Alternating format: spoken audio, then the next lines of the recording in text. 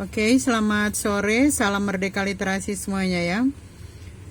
Masih dengan modul 8, kita masih dengan refleksi tentang pembelajaran jarak jauh pada saat pandemi COVID-19.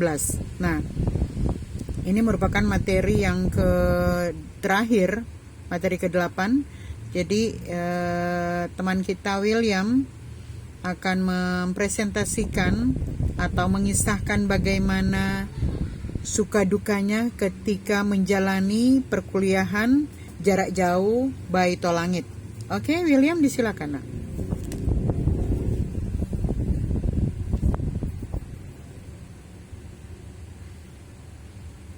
Monitor William, silakan. William, baik. Ya, terima kasih atas kesempatan yang diberikan kepada saya. Salam merdeka literasi. Ya, tanpa membuang waktu, kita langsung saja masuk dalam refleksi pembelajaran pada saat perkuliahan secara daring atau online. Ya, next. Yang pertama, kita harus tahu apa itu kuliah daring.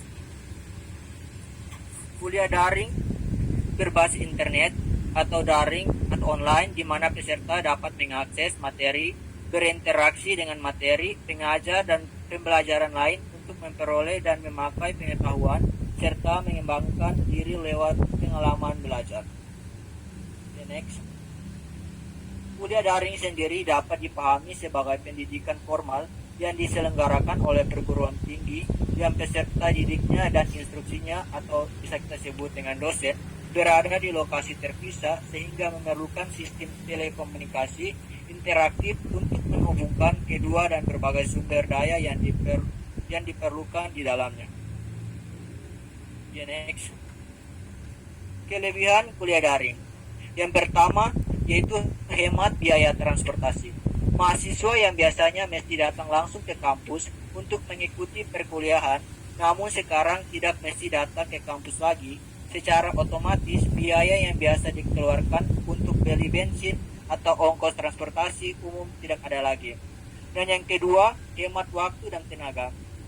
Tentunya waktu yang dihabiskan dengan kuliah secara tatap muka lebih banyak dibandingkan dengan kuliah daring, dikarenakan pengertian jam antara mata kuliah dengan mata kuliah yang lain terkadang memiliki jeda yang lama sehingga mengharuskan untuk menunggu di kampus.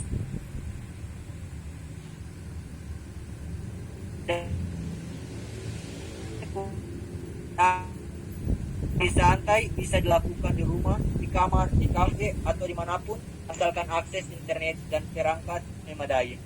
Next.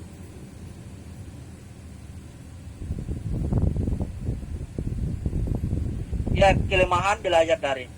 Yang pertama, wajib akses internet.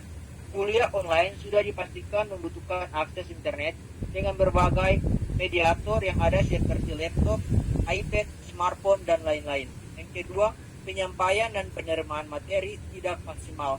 Proses belajar mengajar tidak selamanya mudah dimengerti oleh mahasiswa, apalagi jika prosesnya hanya dengan daring.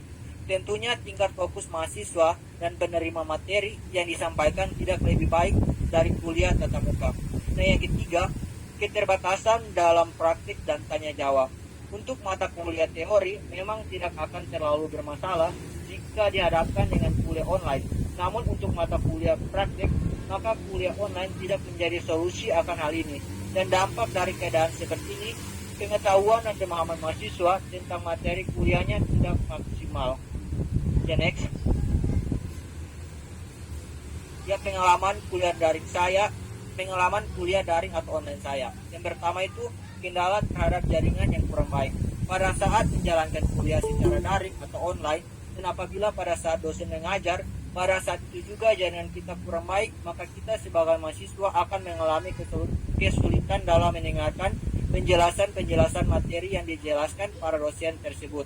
Hal ini disebabkan karena pada saat jaringan kurang baik, maka akan membuat kita sering keluar masuk kelas atau Zoom, tidak bisa mengakses atau membuka Zoom, tidak bisa mendengar dan mengerti penjelasan yang disampaikan dari dosen, dalam hal tidak bisa mendengarkan penjelasan dari dosen atau suara yang sering putus-putus. Ya, lanjut. Namun dalam perkuliahan secara daring atau online, ada hikmat yang bisa kita ambil seperti yang pertama, dalam perkuliahan secara daring atau online, kita sebagai mahasiswa bisa melakukan kuliah tanpa harus jauh dengan orang tua. Dan yang kedua, dalam perkuliahan juga ada beberapa dosen yang sangat asik dalam penyampaian materi karena mereka sering membuat canda gurau baik kita para mahasiswa agar kita lebih bersemangat dalam perkuliahan secara daring atau online. Ya, berikut kita masuk dalam kesimpulan dari refleksi ini. Pada saat yang kita alami di saat ini, yaitu pandemi COVID-19, kita harus dituntut untuk menjalankan semua aktivitas secara daring atau online dengan segala permasalahan yang kita alami sekarang ini seperti perkuliahan secara daring atau online.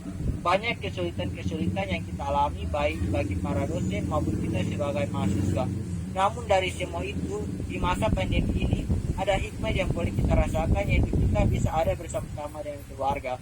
Dengan semua ini, marilah kita semua untuk menaati protokol kesehatan mencegah penularan virus COVID-19 ini dengan melakukan 3M, yaitu mencuci tangan, memakai masker, menjaga jarak.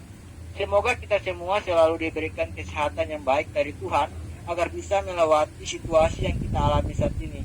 Untuk itu, marilah kita sebagai semua untuk selalu mendekatkan diri dan berdoa kepada Tuhan agar pandemi COVID-19 ini bisa berlalu dan kita semua bisa kembali beraktivitas seperti semula.